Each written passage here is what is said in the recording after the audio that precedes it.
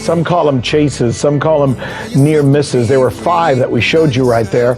Now, aside from the cool factor of seeing these incredible, almost Star Wars-like engagements, right, there is reason to be concerned.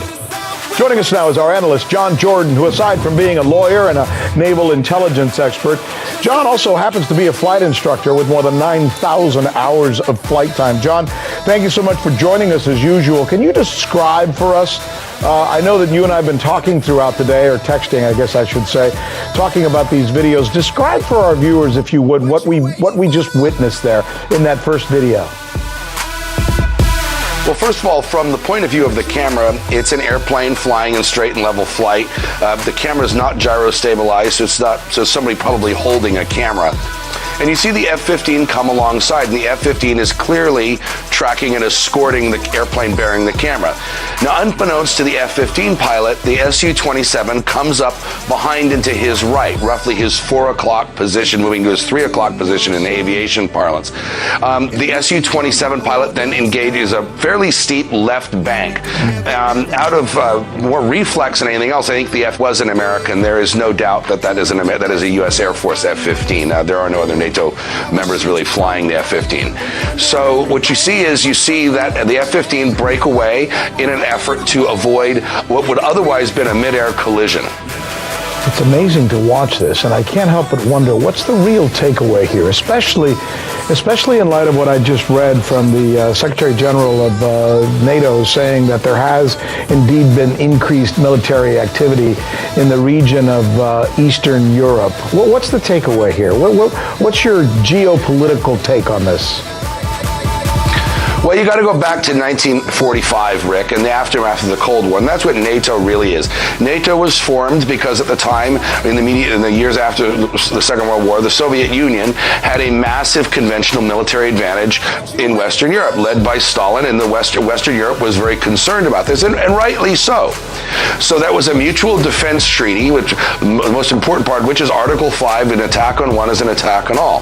Fast forward 45 years, the Soviet Union collapses and the Russian Federation begins, and NATO, for reasons that I can't even begin to imagine, thinks it's a good idea to expand eastward. I don't think it was ill intent. I think it's just bureaucratic inertia in the exuberance of the fall of the Warsaw Pact.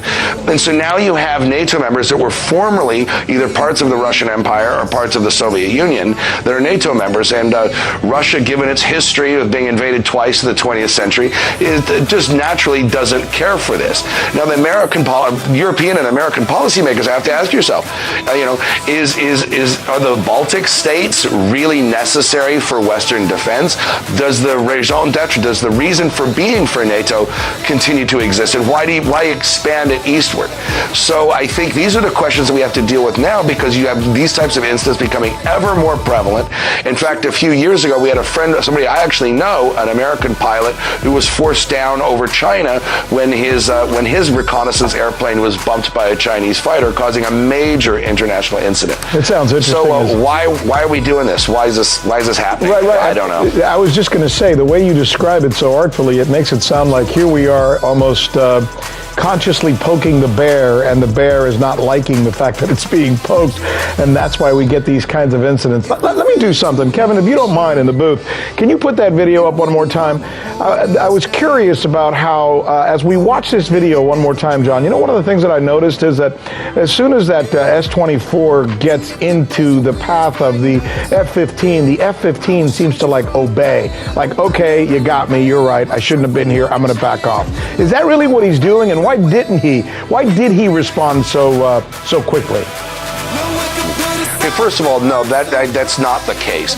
It was just merely a pilot's instinctive reaction to an airplane coming into his peripheral vision and then reacting to avoid a collision. It was no further message than that. It was startle and reaction. Now, if airplanes are really going to get into a fight, if they're going to really start shooting each other, they don't do it up close. Modern aerial combat is not like Top Gun. Everybody out there saw about Top Gun is all wrong. It doesn't happen that way. It happens in miles away, between 10 and 75-mile distances. The F-15 is built for that, and so is the Su-27. So it wasn't really a warning off or anything like that. If you see the F-15 just moves a little further away and continues to track the